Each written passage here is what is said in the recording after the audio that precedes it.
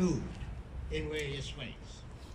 Freedom of religion and freedom to self-identify are restricted. Other freedoms under threat include those of reproduction, movement, and expression. Even freedom to live is at risk. So let us pledge not to take any freedoms for granted and consider what we can do to strengthen freedoms around the world. Let us acknowledge and embrace our oneness. We pray that we acknowledge our differences as we seek out our common ground, each of us working towards the good of all. We recognize that there is hurt and sorrow, deeds that confront us, and actions for which we can normally find no justification.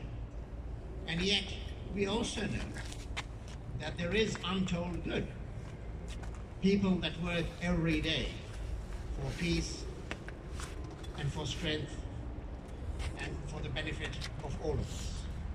Let us understand them as well. We pray that we have the strength to recognize the inconvenience of our soul work and to overcome the inertia that invades us during these very difficult times. And we pray that while we recognize the occasional tiredness in our bones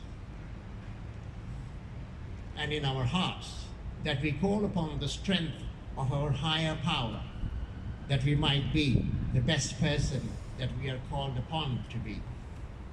And yes, let us be the good that we want to see in others.